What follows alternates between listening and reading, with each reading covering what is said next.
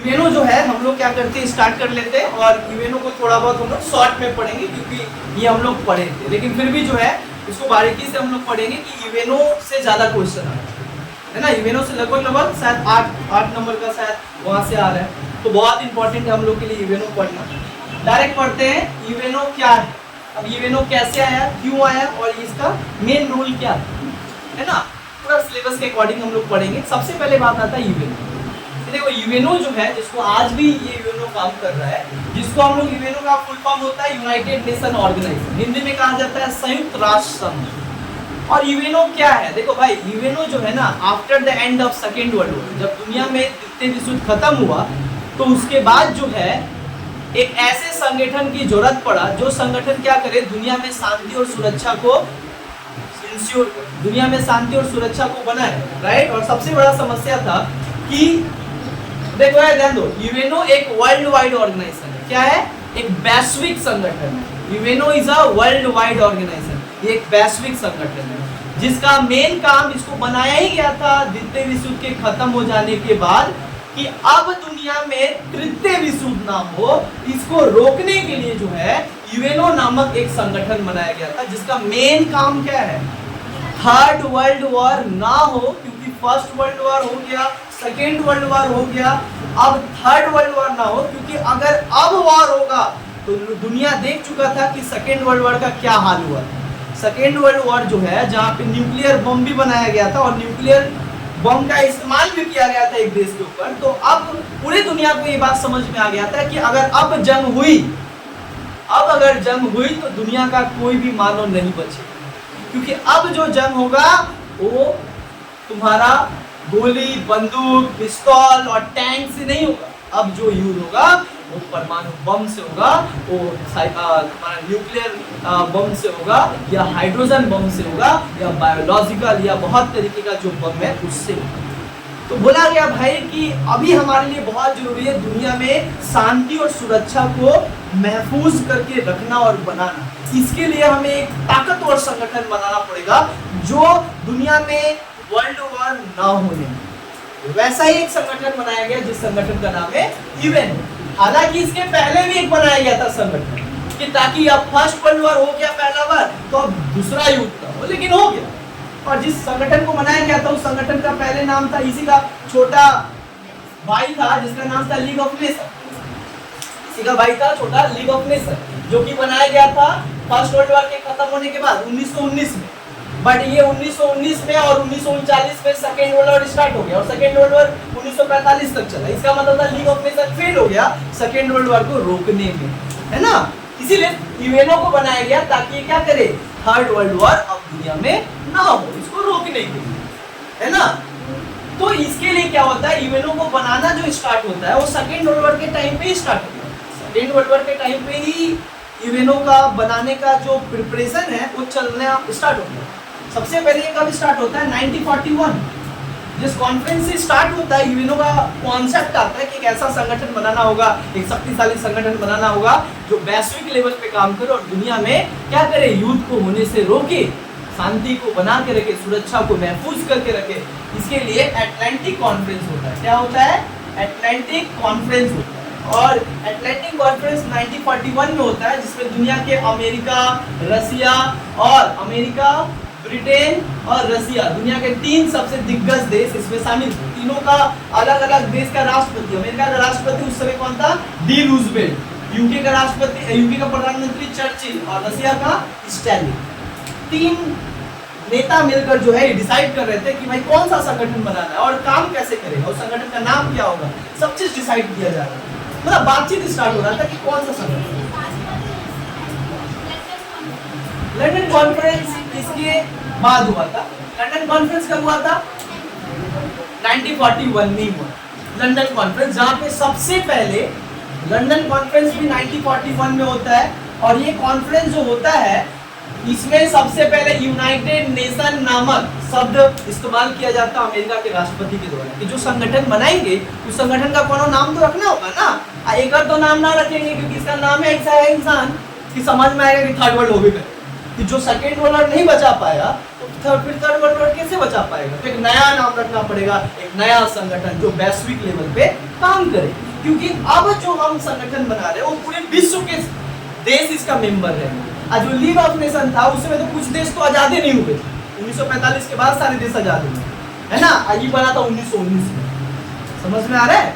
सो ये इसका United nation नाम रखा इस संगठन का कौन, फ्रैंकलिन डी रूजवेल्ट। और ये जो रूजवेल्ट थे कौन थे, अमेरिका का फॉर्मर प्रेसिडेंट, अमेरिका का राष्ट्रपति थे जिन्होंने इस संगठन का नाम क्या दिया, यूएनओ या यूनाइटेड नेशन। 1942 में क्या होता है, 1943 में एक और कॉन्फ्रेंस होता है। इस कॉन्फ्रेंस का नाम क्या है, म्यूनिक कॉन्फ्रेंस। दो कॉन्फ्रेंस होता है, एक म्यूनिक कॉन्फ्रेंस होता है और एक और होता है तेहरान कॉन्फ्रेंस। 1943 में ही दो कॉन्फ्रेंस होते हैं, एक होता है तेहरान और एक होता है म्यूनिक कॉन्फ्रेंस। तेहरान कॉन्फ्रेंस में ये बात पे डाला जाता है कि भाई सुन ध्यान दो, तेहरान कॉन्फ्रेंस में बात किया जाता है सिक्योरिटी काउंसिल के ऊपर कि जो एक ब्रांच बनाएंगे सिक्योरिटी काउंसिल वो कैसा होगा, कितने मेंबर है ना, कौन कौन से मेंबर।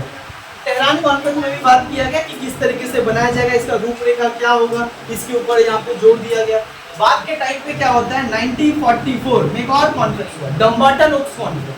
क्या नाम था, डम्बर्टन ओक्स कॉन्फ्रेंस। ये जो डम्बर्टन ओक्स कॉन्फ्रेंस होता है ये अमेरिका का एक शहर में होता है, उसी शहर के नाम पे इस कॉन्फ्रेंस का नाम भी पड़ गया क्या, डम्बर्टन ओक्स कॉन्फ्रेंस। इस डम्बर्टन ओक्स कॉन्फ्रेंस में भी ये बात होता है कि जो यूएनओ काम करेगा उसका कुछ आधार तो होगा, उसका कुछ कॉन्स्टिट्यूशन या उसका कुछ सब्जेक्ट मैटर तो होगा जिस आधार पे वो काम करेगा, है ना। तो यहाँ पे उसका कॉन्स्टिट्यूशन पे चर्चा किया गया कि काम किस आधार पे करेगा, है ना। 1944 के बाद 1945 में एक और कॉन्फ्रेंस होता है, याल्टा कॉन्फ्रेंस। क्या होता है, याल्टा कॉन्फ्रेंस। एंड देन 1945 में ही याल्टा कॉन्फ्रेंस होता है। 1945 में एक और कॉन्फ्रेंस होता है अप्रैल के महीनों में, जो कि जून में लागू होता है, 25 अप्रैल को होता है, जिस कॉन्फ्रेंस का नाम है सैन फ्रांसिस्को कॉन्फ्रेंस। क्या नाम है, सैन फ्रांसिस्को कॉन्फ्रेंस। ये 1945 में होता है, this is the last conference. और इस कॉन्फ्रेंस के बाद ही क्या होता है, 24 अक्टूबर 1945 यूएनओ बन के तैयार होता है और यूएनओ 24 अक्टूबर से काम करना स्टार्ट करता है। इसीलिए 24 अक्टूबर को यूएन डे मनाया जाता है। क्या मनाया जाता है, यूएनओ डे मनाया जाता है ना। संयुक्त राष्ट्र दिवस का जो शुरुआत है वो कब से होता है, 24 अक्टूबर 1945 और इस दिन इसका स्थापना होता है, इसलिए इसके स्थापना दिवस मनाया जाता है। समझ में आया, है ना। ये पूरा इवोल्यूशन है, कैसे इवॉल्व हो रहा है, बन कैसे रहा है। बाद में जब ये बनकर तैयार हुआ, सुनो ध्यान दो, जब बाद में ये यूएनओ बनकर तैयार हुआ तो बोला गया कि भाई ये जो यूएनओ है इसका बोला गया ये काम किस आधार पर करेगा, बोलेगा इसका एक कॉन्स्टिट्यूशन बनाएगा जिस कॉन्स्टिट्यूशन का नाम है चार्टर। चार्टर में बोला गया भाई टोटल कितना आर्टिकल रहेगा, 111। चार्टर में टोटल कितना आर्टिकल जोड़ा गया, 111। जैसे कि पेज नंबर होता है ना हम लोग का, उस तरीके से चार्टर में 111 आर्टिकल डाला गया। जो आर्टिकल हर एक आर्टिकल में ऑब्जेक्टिव है, दो आर्टिकल में फंक्शन है, मतलब एक में ऑब्जेक्टिव, किसका मेन ऑब्जेक्टिव क्या है, किस आधार इसका उद्देश्य क्या है बनाने का, दूसरा ये काम कैसे करेगा और क्या क्या काम करेगा। इसी में हर चीज का अलग अलग यहाँ पे ऑर्गन है, अलग अलग ब्रांच है, तो हर एक का काम बांटा गया कि हर एक का काम क्या रहेगा, तब जाकर ना पूरे अंतर्राष्ट्रीय शांति और सुरक्षा को मेंटेन किया जा सकता है ना। यूएनओ का काम घर का झगड़ा शांत करना नहीं है, यूएनओ का काम है कि दुनिया में कोई भी झगड़ा ना हो, पूरे दुनिया में थर्ड वर्ल्ड वॉर ना हो, उसको देख सुनो ध्यान दो। अच्छा, यूएनओ जो है इसका चार्टर संविधान का नाम है, 111 टोटल आर्टिकल है, ठीक है। जब बनाया गया 1945 में तो टोटल 51 देश को लेकर बनाया गया। कितना देश, 51। और जो लास्ट देश था उस देश का नाम था पोलैंड। लास्ट जो देश का नाम था जिसको लेकर बनाया गया, मतलब लास्ट जो कंट्री था जो बनाते टाइम पे हेल्प किया, उस देश का नाम क्या था, उस देश का नाम था पोलैंड। यहाँ तक समझ में आया, आगे बता।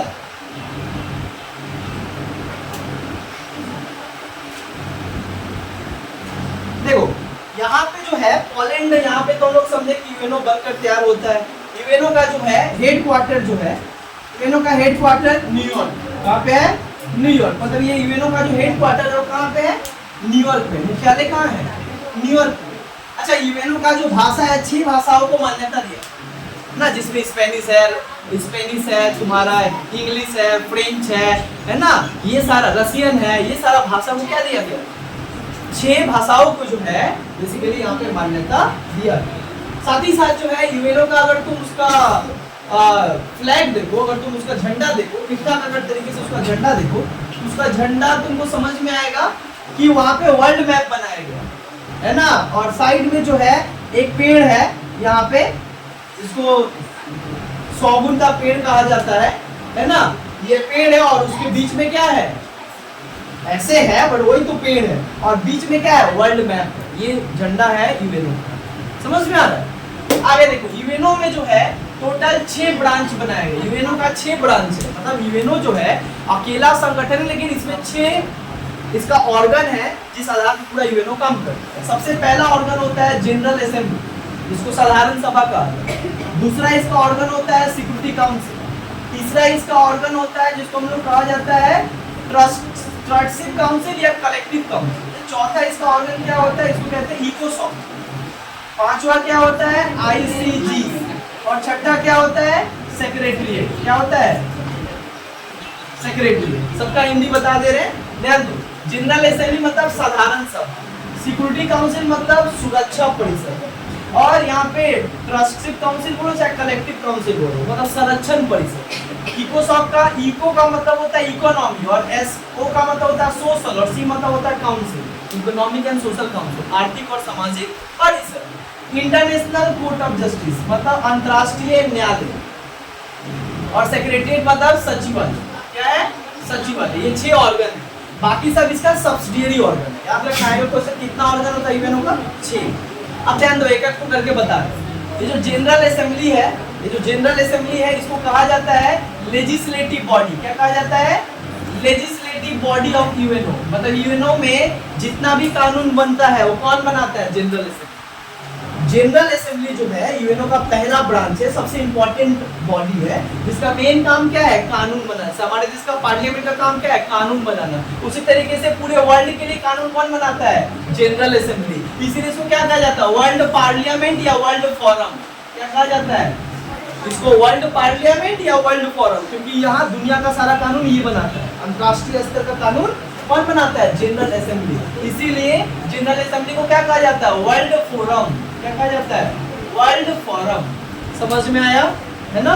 जनरल असेंबली, अच्छा जनरल असेंबली का जो बैठक होता है साल में एक बार होता है। कितना बार होता है, एनुअली। कितना बार होता है, एनुअली होता है। कब होता है, सितंबर में होता है। कब होता है, 3rd वीक से स्टार्ट होता है, सितंबर में 3rd वीक। किस दिन से स्टार्ट होता है, ट्यूसडे। कब से होता है, मंगलवार। देखो अगस्त चल रहा है, अगला महीना से स्टार्ट होगा। मोदी जी को जाना पड़ेगा, या मोदी जी जाए नहीं तो अपना 5 गो व्यक्ति को भेजे। समझ में है ना, इसी तरीके से होता है। तो जनरल असेंबली इस तरीके से काम काज करते हैं। अच्छा, जनरल असेंबली में जो मेंबर होते हैं, एक तो ये तो बॉडी है, कुछ लोगों को लेकर बनता होगा। तो टोटल जो है 193 देश इसके सदस्य, और हर एक देश को कहा गया, हर एक देश 5 सदस्य को भेज सकता है जनरल असेंबली में। यानी कि 193 देश 5 को भेजेगा, तो टोटल कितना हो गया, 965 है ना। बट 5 आया, एक देश 5 भेजेगा, बट पांचों को एक ही वोट का अधिकार है। मतलब यूएनओ में एक देश का पास एक वोट, और एक देश 5 लोग को भेज सकता है, लेकिन वोट एक ही देगा। समझ में आया, ये जनरल असेंबली। और जनरल असेंबली में जितने लोग हैं 965, वही आपस में जनरल असेंबली के प्रेसिडेंट को चुनते हैं कि कौन इसका अध्यक्षता करेगा, लीड कौन करेगा, चलाएगा कौन सा।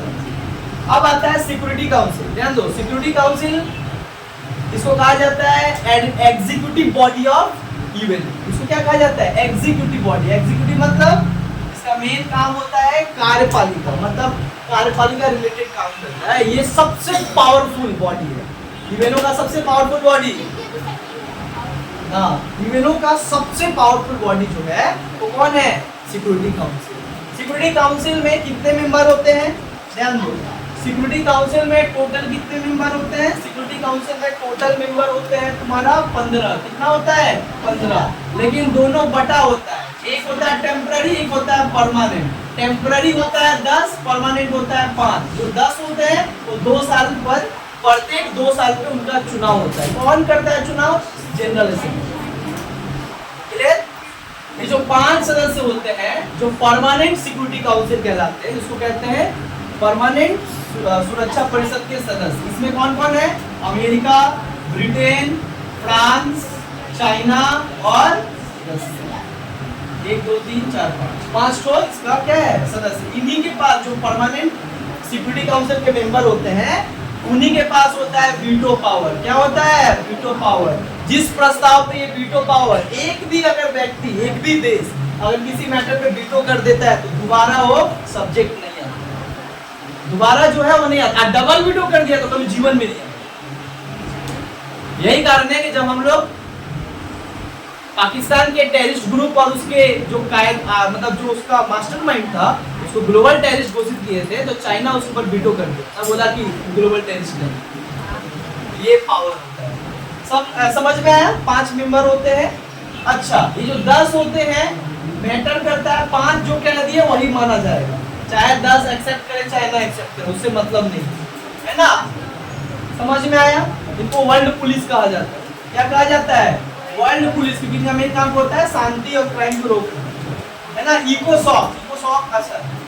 तीसरा होता है कलेक्टिव काउंसिल या ट्रस्टशिप काउंसिल। इसका काम होता था दुनिया में जितने भी देश उस समय गुलाम थे उन देशों को क्या करना, सपोर्ट करना उनके आजादी के लिए।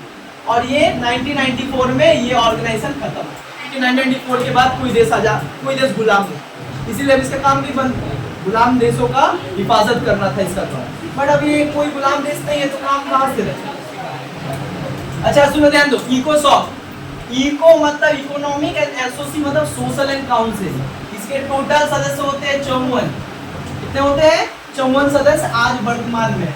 इसका काम होता है इकोनॉमिक और सोशल तरीके से पूरे वर्ल्ड में डेवलपमेंट करना, इकोनॉमिक और सोशल डेवलपमेंट करना पूरे वर्ल्ड में। इसीलिए बहुत सारा इकोनॉमिक ऑर्गेनाइजेशन है। क्या है? बहुत सारा इकोनॉमिक ऑर्गेनाइजेशन बनाया गया है जिसके तहत ये इकोसॉक क्या करता है, काम करता है। मतलब इकोसॉक के अंतर्गत बहुत सारा सब्सिडियरी ऑर्गन है जो इसका इकोनॉमिक डेवलपमेंट का काम करते हैं। मेनली 3 है जो इकोनॉमिक डेवलपमेंट का काम करते हैं पूरे वर्ल्ड में। पहला का नाम है IMF, दूसरा का नाम है वर्ल्ड बैंक और तीसरा का नाम है गैट, जिसको बाद में किया गया WTO। चलो ध्यान दो, इसका काम कैसे करता है? इकोनॉमिक डेवलपमेंट मतलब सब में दुनिया में आर्थिक विकास। IMF international monetary fund, world bank, ये दोनों का निर्माण जो है ब्रिटेन वुड्स कॉन्फ्रेंस से हुआ है। कब हुआ था ब्रिटेन वुड्स कॉन्फ्रेंस? 1944। और इस कॉन्फ्रेंस से ये 2 दुकान बना था, एक का नाम था IMF, एक का नाम था वर्ल्ड बैंक। IMF कब बना? 1944। ये भी कब बना? 1944। IMF का दूसरा नाम क्या है? IMF international monetary fund. इसका मेन काम क्या होता है? पूरे वर्ल्ड में मॉनेटरी पॉलिसी को रेगुलेट करना। इसका मेन काम होता है कोई देश अगर बैलेंस ऑफ पेमेंट क्राइसिस से जूझ रहा है, मानो उसके देश में पैसा छापने के लिए, करेंसी छापने के लिए नहीं है पैसा, तो उसको क्या करता है? वो मॉनेटरी सपोर्ट करता है। कौन? IMF international monetary fund. ये शॉर्ट टर्म लोन प्रोवाइड करता है, बैंक को प्रोवाइड करता है। बट वर्ल्ड बैंक जो है ये लॉन्ग टर्म लोन प्रोवाइड करता है। और ये कब प्रोवाइड करता है वर्ल्ड बैंक? वर्ल्ड बैंक को IBRD भी कहा जाता है। IBRD international bank of reconstruction development. सुनो, वर्ल्ड बैंक जो है ये कब देता है लोन? वर्ल्ड बैंक पूरे वर्ल्ड का बैंक, नाम से ही समझ में आ रहा है, पैसा देता है। ये लोन देता है एक तरीके का, और क्रेडिट एक तरीके का लोन होता है।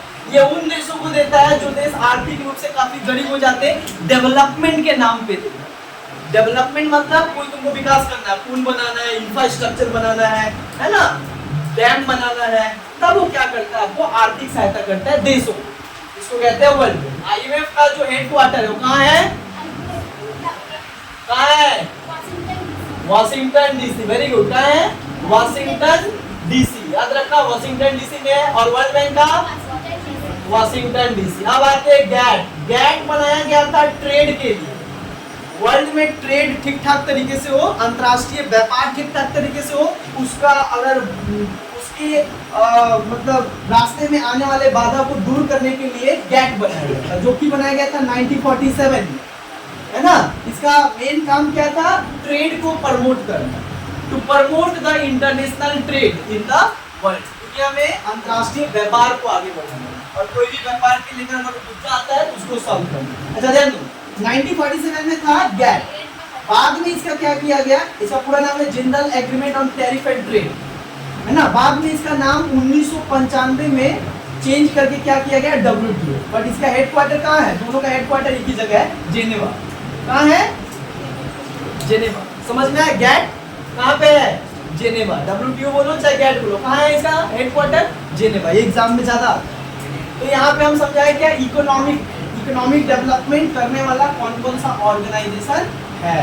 आप ध्यान दो, यहाँ पे क्या है, सोशल डेवलपमेंट, ये सामाजिक विकास भी करते हैं।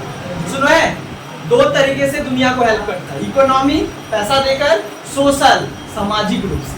सामाजिक रूप में कैसे कौन कौन सा हेल्प करता है, कुछ कुछ ऑर्गेनाइजेशन, एक का नाम बताते हैं। एक है जैसे यूनेस्को, दूसरा जैसे यूनिसेफ, क्या है यूनिसेफ, तीसरा क्या है ILO, चौथा क्या है FAO, ऐसे ऐसे करके बहुत सारे। यूनेस्को जो कि 1945 में बनाया गया, यूनिसेफ जो कि 1946 में बनाया गया था, ILO जो कि 1919 में बनाया गया था, और FAO जो कि बनाया गया था 1945 में। सबका हेडक्वार्टर बताते हैं, ध्यान दो, ये सब क्वेश्चन आता है। यूनेस्को का हेडक्वार्टर है पेरिस, कहाँ पे है, पेरिस। पेरिस कहाँ है, फ्रांस। यूनिसेफ का हेडक्वार्टर कहाँ पे है, ये न्यूयॉर्क जो कि अमेरिका में, कहाँ है, अमेरिका में। यूनिसेफ, अच्छा फुल फॉर्म बताते हैं, United Nation Educational Scientific Cultural Organisation. इसका मेन काम होता है शिक्षा में काम करना, शिक्षा को बढ़ावा देना, पूरी दुनिया में शिक्षा को बढ़ावा देने का ये काम करना। अच्छा यूनिसेफ का काम क्या होता है, United nation international children emergency fund, बच्चों को देख रेख करने के लिए जो फंड दिया जाता है वो काम करता है यूनिसेफ। हाँ बोलिए। अच्छा यूनेस्को का काम होता है शिक्षा को बढ़ावा देना, यूनिसेफ का काम होता है बच्चों का जो पालन पोषण होता है उसके लिए, जो अनाथ बच्चे उनको देखभाल करना।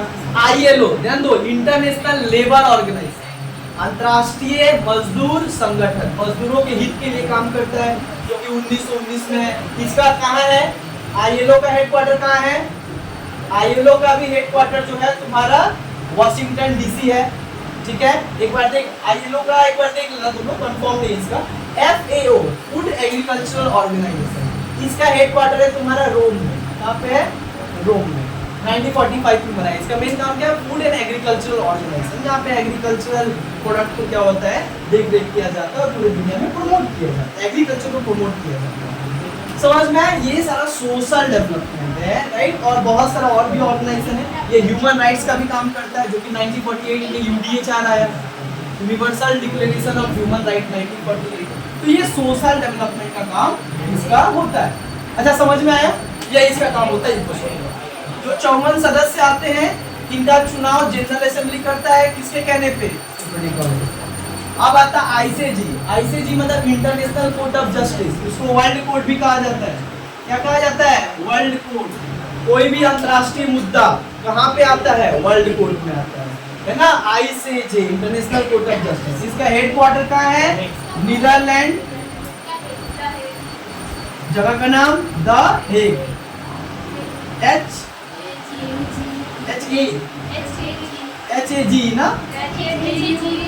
GUE। अच्छा ठीक है, द हेग नीदरलैंड में, द हेग इसका हेडक्वार्टर है। ICJ में टोटल कितने जज आते हैं, 15, और एक जज कितना साल के लिए बनते हैं, 9 साल के लिए, याद रखना है ना। अच्छा ये 15 का चुनाव कौन करता है, जनरल असेंबली किसके कहने पे, सेलेक्ट कौन करता है, सिक्योरिटी काउंसिल। अब आता है सेक्रेटरीट। ये जो सेक्रेटरीट है, सेक्रेटरीट मतलब सचिवालय, इसको कहा जाता है एडमिनिस्ट्रेटिव बॉडी ऑफ यूएनओ। पूरा डे टू डे अफेयर्स को कौन संभालता है, सेक्रेटरीट। इसका हेडक्वार्टर कहाँ है, न्यूयॉर्क में है। सेक्रेटरीट जो है इसका हेड कौन होता है, सेक्रेटरी जनरल। कौन होते हैं, सेक्रेटरी जनरल, पूरे यूएनओ के क्या होते हैं, हेड होते हैं। और पहले सबसे पहला सेक्रेटरी जनरल कौन था, ट्रिग वैली। कौन थे, ट्रिग वैली। और आज का कौन है, एंटोनियो गुटेरस। कौन है, एंटोनियो गुटेरस, जो कि कहाँ का है, पुर्तगाल का है, वर्तमान का। 2017 से 2021 में उसका टर्म खत्म हो रहा था, फिर उसका अपॉइंट कर दिया गया, रीअपॉइंट मतलब फिर 5। अच्छा ये कितने साल के लिए बनता है, 5 साल। ये पूरा जो है तुम्हारा यूएनओ का। अच्छा यूएनओ का एक और सबसे बड़ा काम क्या होता है, पीस कीपिंग ऑपरेशन। क्या होता है, पीस कीपिंग ऑपरेशन, जो कौन ऑर्गेनाइज करता है, सिक्योरिटी काउंसिल, है ना। सबसे पहला पीस कीपिंग ऑपरेशन 1950 में यूनाइटिंग फॉर पीस रिजोल्यूशन किसके लिए पेश करता है? कोरिया के लिए। समझ में आया? इस तरीके से यूएनओ का काम है। यूएनओ सक्सेस है या नहीं है ये डिपेंड करता है, सुनो ध्यान दो, यूएनओ जो है सक्सेस है या नहीं दो तरीके से डिपेंड करता है। एक, अगर थर्ड वर्ल्ड वॉर के रूप में देखा जाए तो यूएनओ आज तक सक्सेस है, क्योंकि 1945 के बाद थर्ड वर्ल्ड आज तक नहीं हुआ। और अगर इस तरीके से देखा जाए कि शांति वो आज भी नहीं मेंटेन कर पाया है, रसिया यूक्रेन वॉर, इजराइल फिलिस्तीन वॉर, है ना, ये तो इस तरीके से हम लोग पूरा इसका समीक्षा किए कि यूएनओ काम कैसे करता है, क्या करता है। धन्यवाद।